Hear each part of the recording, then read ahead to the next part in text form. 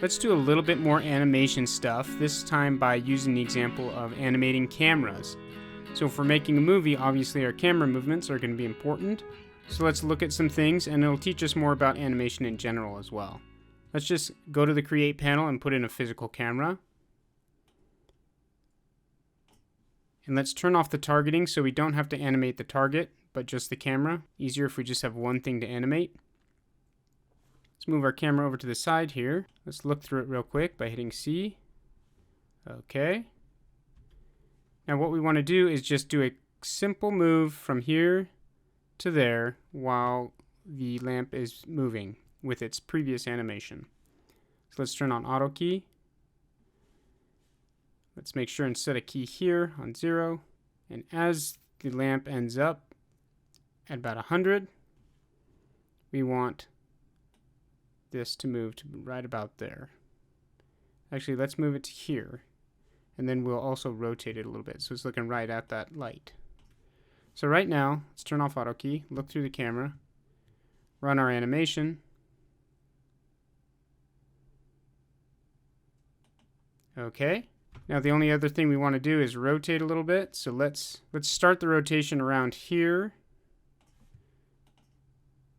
and finish it right here, like that. Now one thing we could do is go into the curve editor here for this. Right click on it, curve editor. And in the position, the X position, where we moved it, we could actually just remove this keyframe here by hitting delete. I also want my motion to be more abrupt and less gradual. So instead of fading into that move, let's do linear. Linear. So now it's just a straight line movement. Now the rotation was the other one, and that one is fine. I want the rotation to be gradual on that one, so that's great. So now these two keyframes are for position, and these two keyframes are for rotation. That's a very subtle move, very easy animation to do. Let's do another camera, look at some other things. Physical camera again, turn off the targeting. This time I'm going to place the camera and put a constraint on it. You may have noticed, by the way, that I added a little light bulb inside that lamp, just to make it look better. So let's place this while we're looking through the camera. Maybe pan out a little bit, get the whole lamp.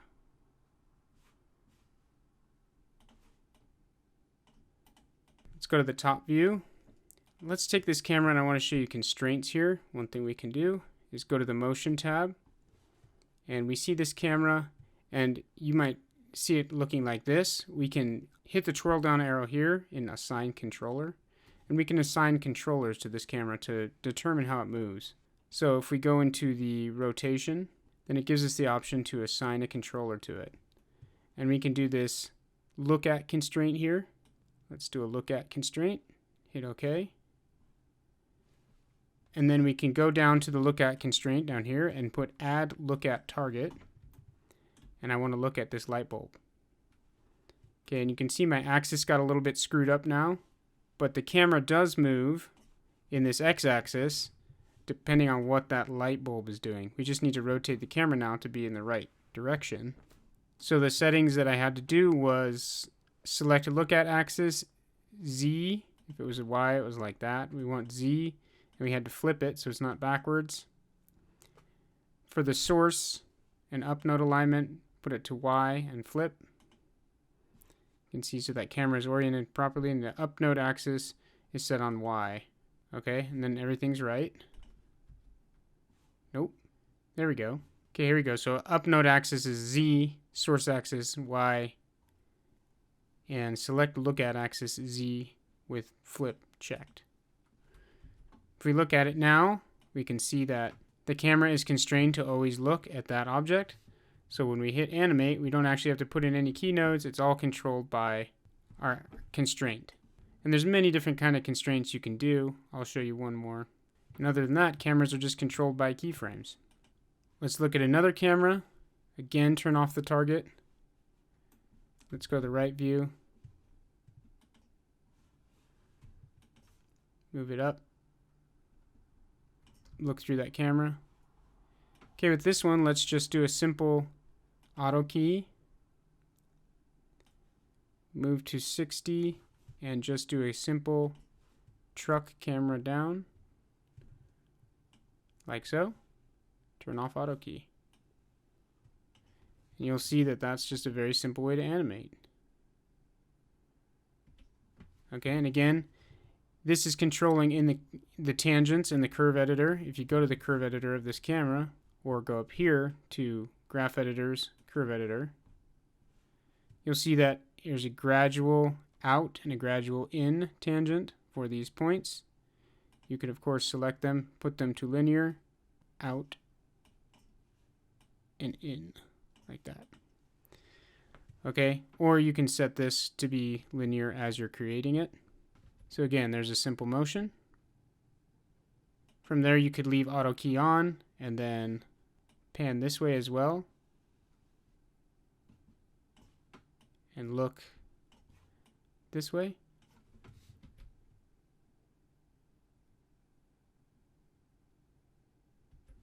Now you've got some kind of weird motion going on in there. So we look at the curve editor again. We can go in there and clean that up.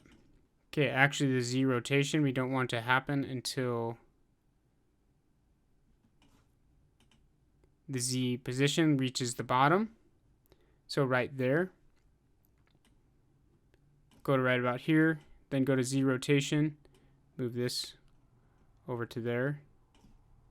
Make sure that's happening after we get to the bottom of our scroll down. And our X and Y movement needs to be the same.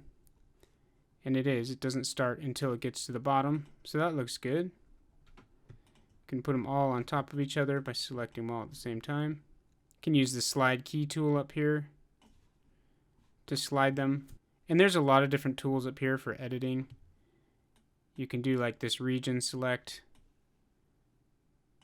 Select that whole region and scale everything. Scale it up, scale it down, scale it short, scale it long. Tons of tools in here for adjusting your keyframes in scale form, or in curve form, I should say. Okay, but that's pretty good for what we want for that camera. Just an example again. Let's watch it and see how it looks. We get all the way down, then we start rotating this way. It's a little funky. You can see that these ones don't quite overlay with each other.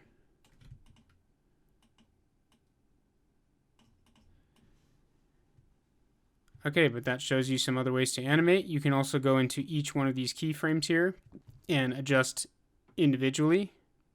So here you can see the camera listed with the X, Y, and Z rotation and the X, Y, and Z position. And it'll bring up the time so you can set what frame that's happening on.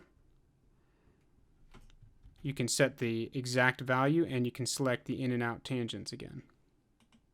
So all the same settings that are in the curve editor, but in a little dialog box if you right click on them. Okay, one last constraint we can look at that might be useful to you guys is a spline or a path constraint. Let's take the line here. Let's just take a line.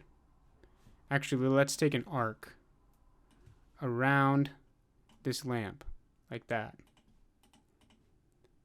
Okay, let's make it not renderable. And let's take one last camera, physical camera. Turn off that target. That looks pretty good. Let's go to the constraints again. Select this camera. Go into the motion tab up here. Go into the position. We want to constrain the position by assigning a controller. And that's going to be a path constraint. Hit OK. Add path. Select our spline. Now you can see that camera is going to follow that path exactly.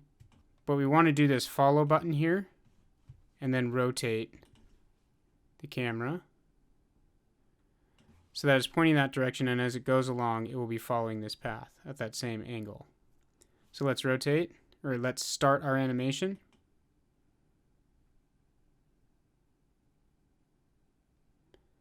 And there it goes. And you can see it'd be kind of cool if you constrain the position to the spline and also put the rotation to be constrained by a look at tool. So as it's going along the spline, it's always looking at that sphere. So that's another thing you could do. You could do really various different things here. Let's look at that camera, or look through that camera as we play the animation. So we're kind of panning around, getting a nice view of our camera. Now these are not great cinematic shots. This might make your viewers sick. Keep that in mind.